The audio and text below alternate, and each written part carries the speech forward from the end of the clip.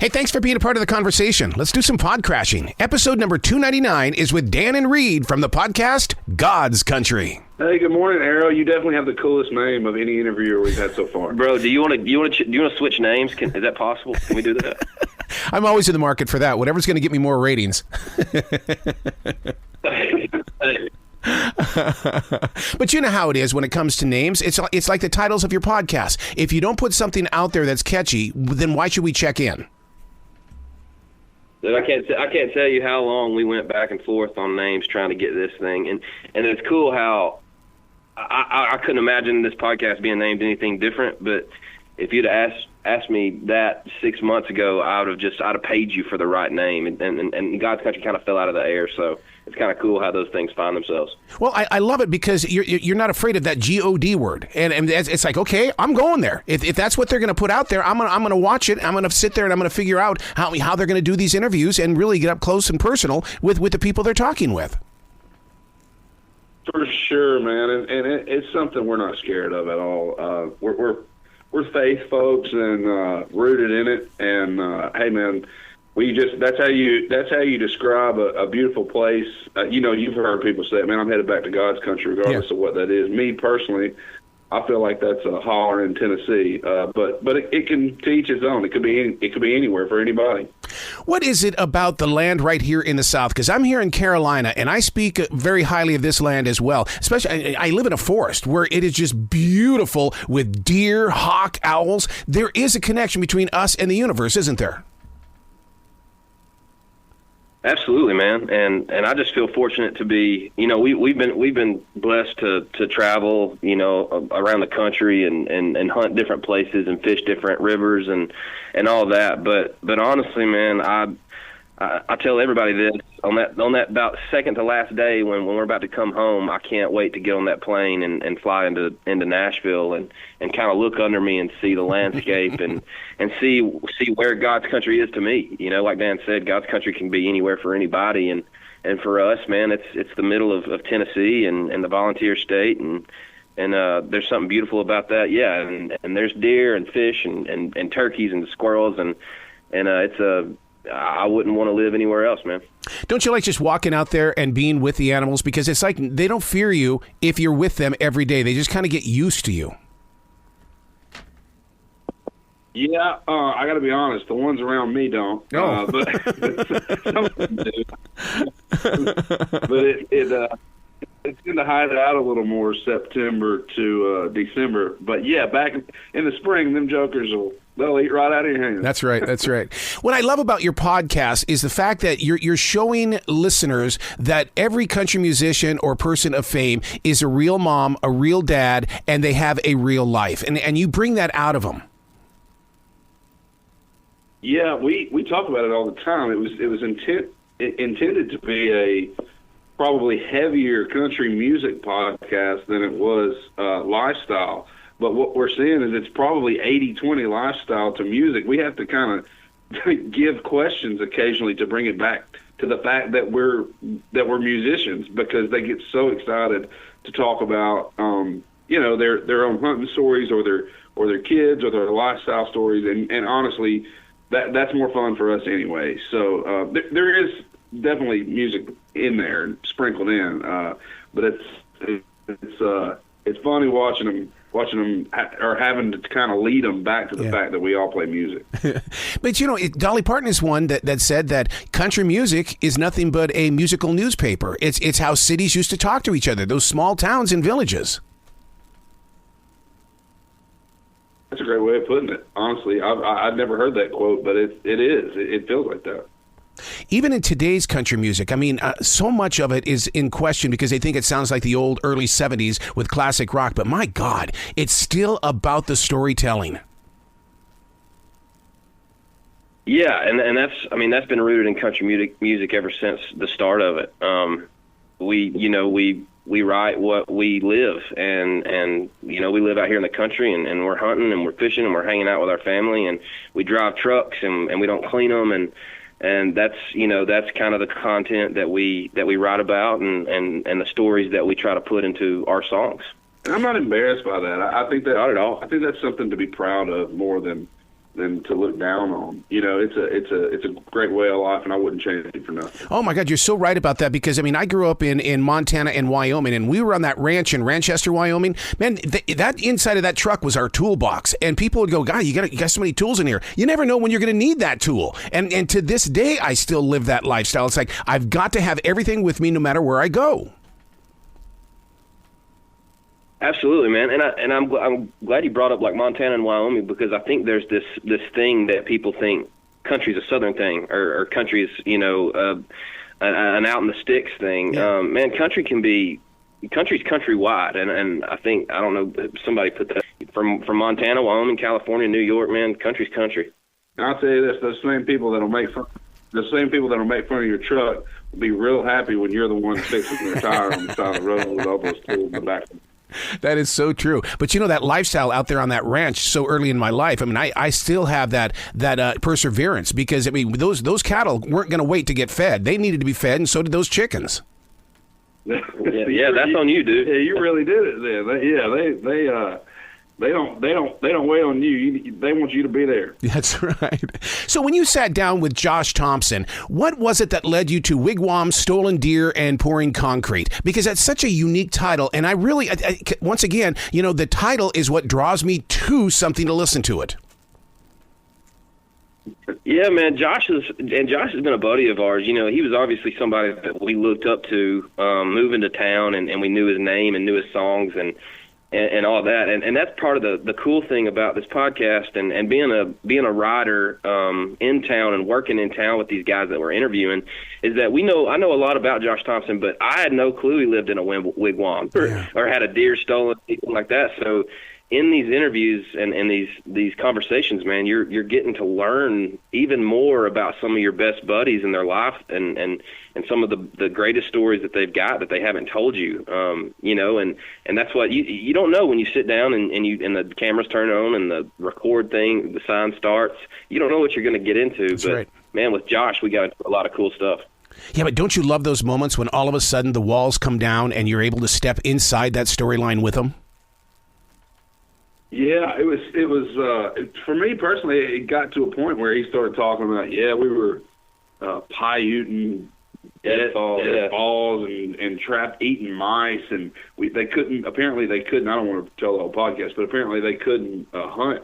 They had to just live off what they got, and so people would donate deer to them. And anyway, he was talking about sitting around in wigwams with all these different people, and I was like, man, are you sure this wasn't a cult? Because it's starting to sound a whole lot like a cult. But yet Josh's father believed in him so much that he said, you got to get to Nashville. I love it when fathers kind of get into the parade and say, let's move you. We got to get you moving. Yeah, man. You see a lot of these movies and a lot of this stuff as fathers going, you got to work, you got to make money, but it's a familiar story for us too, because just like Josh's dad, our dad's the same way, man. He's a believer in chasing your dream and following your heart, and kind of being pushed toward Nashville and toward a career that's a lot. The percentage is not good to make it and be successful in it, but to have a support system behind you, especially your dad, man, is pretty special, and that was cool hearing Josh say that about his. Do you realize that with each one of your episodes, you're actually creating a listener's museum piece? And the reason why I bring that up is because I did an interview with Roy Clark back in 2014, and that thing is still getting thousands of hits. And so I look up to people like yourself because you are so close to the industry and you are getting the real, authentic stories. Yeah, no, I haven't thought about that at all. Cool way to say it, yeah. But now that you have brought that to my the forefront, my price just went up. So I appreciate that. Well, it's because you guys are getting the real thing. I mean, for the longest time, as I was growing up, the only thing that we had was hee-haw and magazines. Hey, man, hee-haw wasn't that bad. I love hee-haw. I was always there for that. Was that TNN? No, that actually, I want to say that was CBS when it first started out, just because that was back in the day when there was only 3 channels, and we were just religiously on that show every Saturday night because my dad had to see his Buck Owens. Yeah, man, Minnie Pearl, I remember. Oh, yeah. Do you ever get into that point where it's like, okay, you have that question that you prep for that you're going, I don't know, I don't know if I should use this question. I don't know if we should go on it, but you end up doing it anyway, such as the subject of getting into a creative rut. Some people don't want to talk about that, but you guys have a way of getting through that. Yeah, I think it's that common ground that we've been through it before, that we were talking about. It's easier to ask somebody a question that you've kind of dealt with yourself before, and you can kind of work through it together and asking those types of things. Yeah, it is. But that's what we want this podcast and this space to be is a vulnerable, honest platform where we can get on and say what's in our heart and what's on our minds and give our guest an opportunity to do the same, man. Do you have the power of editing? Do you guys have control of that, or do you have to turn that in? Well, there are some points where we have to go, hey, could you clip that Yep. at an hour and 5 minutes? You kind of make mental notes, and the more we say really dumb stuff, the better we're getting at recognizing where that point is and how to cut it. We have a great team that helps with all of that, and yeah, we've got some veto power, but at the same time, we have a great team around us that's doing a lot of that for us. Thanks, iHeart, for sending us grace. No doubt. Well, I'm so glad that you guys are talking about the team, because in this day of podcasting where everybody can do it and is doing it, there's so many people that are trying to do it on their own, and it really requires teamwork, especially the two of you. I mean, brothers getting along? This is something new. It ain't always like that. Yeah, and to expand on that, man, we did that. We tried to do it on our own, and we're sitting here at my house in my little studio in my basement, and I'm looking at ancient pieces of studio equipment and boards that we used to run, and we didn't know what we were doing, man, and we got by and had a few episodes, but at the same time, now that we're sitting in these chairs and on this side of the desk, man, it's a lot easier to have people there hitting the start button and you not freaking out and making sure that the microphones are on. And so it's a lot smoother, a lot easier, and it frees up creatively me and Dan just to be hosts and to be interviewers instead of worrying about if we got the levels right on their volumes and the microphones. My God. You're so right about that. Oh my! Well, how do you control yourself when you go in the studio then? Because I'm sure you guys are engineering your own projects. We do. We kind of produce our own demos and have produced a few artists in the past. And to me, that's one of the most fun things about being a writer is getting in there and being able to. I mean, and honestly, we're working with literally the top 1% players, studio musicians in the world. So to be honest, they make us sound good. It's not really much of what we have to say, yeah. But we'll take all the credit. Thanks, boys.